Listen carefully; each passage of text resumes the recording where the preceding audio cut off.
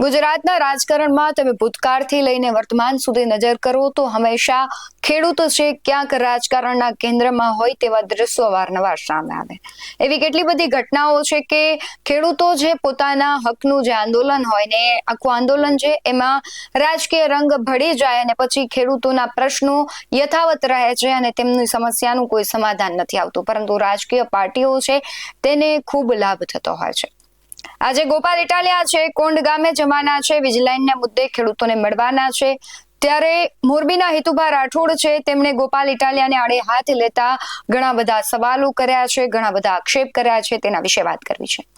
નમસ્કાર, Gujarat BS9 TV ન્યૂઝમાં આપની સાથે હું છું ભગવતી વિશાવડિયા. મોરબીના હિતુભા રાઠોડ ગોપાલ ઇટાલિયાને તકના તેમણે સાધુ ગણાવ્યા છે. ગોપાલ ઇટાલિયા આજે કોંડ ગામ જવાના છે, ખેડૂતોની મુલાકાત કરવાના છે.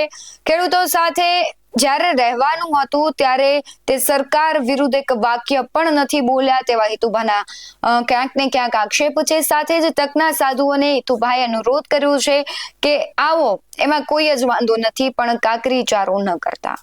આપણે જોયું કે હળદળમાં જે ઘટના બની હતી, કોણ કાકરી ચારો કરી ગયું એ તો હજુ પણ સાબિત નથી થયું, પરંતુ તેનું પરિણામ ખેડૂતોએ ભોગવવું પડ્યું, ખેડૂતોએ જેલવાસ ભોગવવો પડ્યો.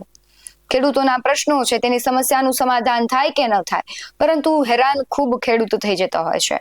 ત્યારે આજે ગોપાલ ઇટાલિયા છે કોણ ગામ જવાના છે. પહેલા હિતુભા રાઠોડે જે આક્ષેપ કર્યા છે તેના પર નજર કરીએ. જય માતાજી. મારું નામ હિતુભા રાઠોડ. વાત કરવી છે મારે ખેડૂતોની. આજે ગુજરાતના ખેડૂતો, તમામ ખેડૂત આજે એક થઈ રહ્યો છે. પાલભાઈ આંબલિયા, જેને બધા ખેતર ફૂંદી નાખ્યા, ખેડૂત માટે હર હંમેશ એની સંઘની ટીમે પ્રયત્ન કર્યા અને ગુજરાતના તમામ ખેડૂતોને એક કર્યા. ત્યારે હવે તકના સાધુઓ આવવાના છે 5 વાગે કોંઢની અંદર. ગોપાલભાઈ ઇટાલિયા જે તકના સાધુ છે, જ્યારે ખેડૂત પાસે રહેવાનું હતું ત્યારે સરકાર વિરુદ્ધ એક પણ વસ્તુ નથી બોલ્યા. અને આજે ગુજરાત આખાના ખેડૂતો જ્યારે એક થયા છે, 15 જૂને જે યાત્રા નીકળવાની છે, તો આ તક સાધુઓને હું કહેવા માંગુ છું મીડિયાના માધ્યમથી કે તમે આવો, એનો વાંધો નથી, આવો, કાંઈ વાંધો નહીં, પણ ક્યાંય કાકરી ચાળો ન થાય જોજો. અને આ ગુજરાતના ખેડૂત માંડ એક થયા છે, ક્યાંક એને ભાગલા ન કરાવતા. કેમ કે જ્યારે ખેડૂતની પાસે રહેવાનું હતું ત્યારે આપણે ગુફામાં હંતાઈ ગયા હતા અને પાલભાઈ આંબલિયાએ ખેતર ફૂંદી નાખ્યા. જેટલા ખેડૂત દુઃખી હતા ત્યારે એની પાસે ગયા. પાલભાઈ આંબલિયાએ એક આખો માહોલ બનાવ્યો, ગુજરાતના ખેડૂતને સંગઠિત કર્યા અને ખેડૂતની અંદર જે આ વીજ કંપની રાક્ષસી પ્રવૃત્તિઓ આવી અને અમારા ખેડૂતની છાતી ઉપર પગ મૂક્યા, ત્યારે તમે ક્યાં ગયા હતા? આજે જ્યારે આ માહોલ બન્યો છે ત્યારે તમને અમારા ખેડૂતો યાદ આવ્યા છે.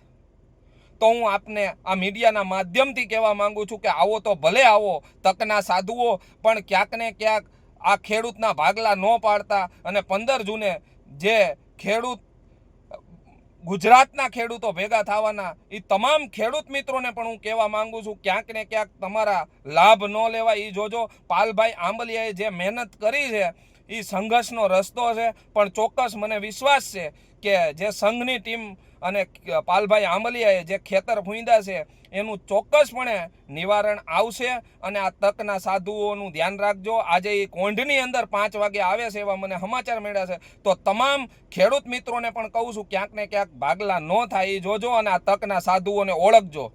જય માતાજી. હિતુભાના આક્ષેપોને લઈને તમારું શું માનવું છે? સાથે જ આવા ઘણા બધા રાજકારણમાં તકવાદી નેતાઓ છે કે તક આવીએ તે બેટિંગ કરી દેતા હોય છે અને ત્યારબાદ તે ક્યાંય દેખાતા નથી. આવા નેતાઓને લઈને શું માનવું છે અને ખરેખર જે ગ્રાઉન્ડ લેવલ પર જે લોકો કામ કરે છે તેમને લઈને શું માનવું છે? કમેન્ટમાં જરૂરથી જણાવજો. બાકી આવા જ બધો અહેવાલો સાથે ફરી મળતા રહીશું.